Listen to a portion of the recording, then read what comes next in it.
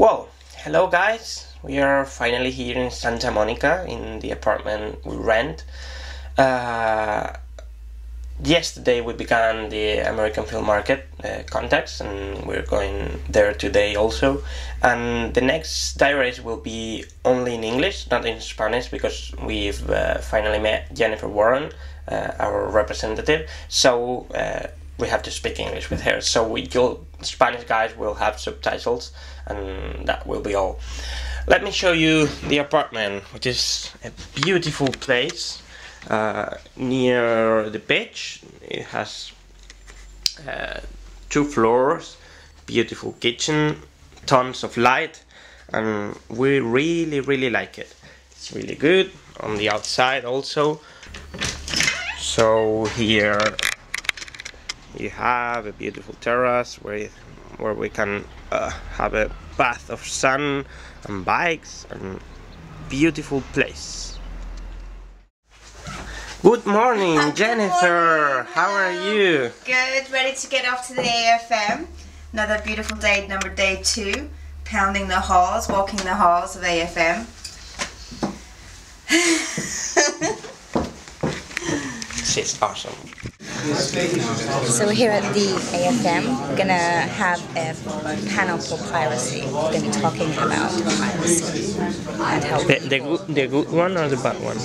well, they think it's bad. They think that it's a bad thing. So we're actually essentially going to be at the gatekeepers who control the rights and stop this pirates, evil pirates. And of course, we're here with the Cosmonauta, Transmedia and Creative Commons project. So it's going to be kind of interesting, because I don't think that there's anybody else in the room with the project quite like Cosmonauta. I'm very interested in hearing what these gatekeepers, these bastions of rights have to say. And well, I hope it's an entertaining, we'll take you to the ride. You to promote your films and advertise them, while people is doing that for free on the internet. So, don't you think it's better, instead of calling them pirates, to hold them audiences and begin to think in a way to reach them and make them pay for anything you have? I mean, maybe making them pay to watch is not the way. That's the first question. Second one is, I'd love to know what you think, all of you, about Creative Commons. Just so the audience knows, Creative Commons is an organization in Northern California that's put out 6 licenses where you can use their stuff for free under certain circumstances. And it's kind of a complicated, long answer, because these licenses are all very different. But it's in the copyright world, there's a spectrum of attitudes towards copyright, and this is the Creative Commons represents the loosest attitude towards copyright enforcement, where it's share and share alike, not very helpful to the commercial producer of goods and services, but they're out there, and it's interesting. Do anybody want to? Well, you're sort of making 2 points, because Creative Commons is one thing, I think, in the spectrum of copyright, but I think your other point was not to demonize the casual, 18-year-old who just wants to see something, who's not a career pirate, if you will. I mean, there is a distinction, but I think in having that label pirate, when you don't think of an eye patch and a bird on your shoulder and someone saying "yar," you're imagining a criminal, and obviously any kid who's grown up with technology is, probably predisposed to the idea that they can go out and find, anybody who knows how to use the internet. That is different than the agencies that you talk about that are like organized crime, basically. I mean, there is a difference. Exactly. We don't call those people pirates. We call them thieves. Those people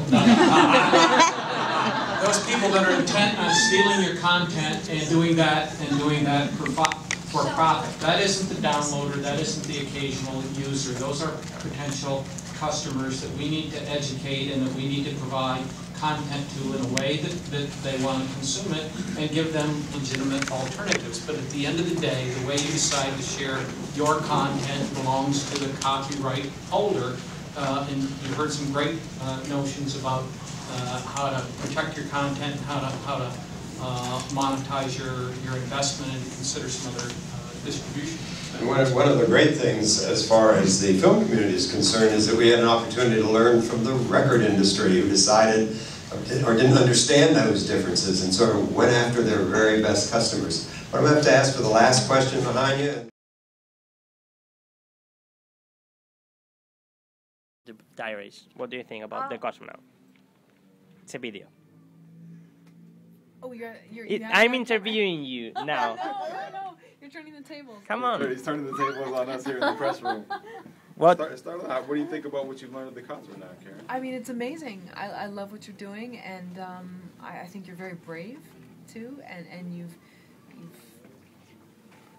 come out from Spain, and you're spreading the word, and you've got a lot of people that are very supportive behind you, and I think that's not an easy thing to do, and I commend you for that. Great. When I first saw the crowdfunding video for the Cosmonaut, I thought it was one of. I think we posted on our Facebook page that this is the best crowdfunding campaign video that we had seen. It's just very impressive. Thank you so much. Easy to say, let's get behind this project, and we're gonna do what we can to be ambassadors to the project and see if we can continue to spread the word. It's a worthy project, and there's some great people involved in the project. We can attest to that. And support the Cosmonaut. Thank you so much. Thank you.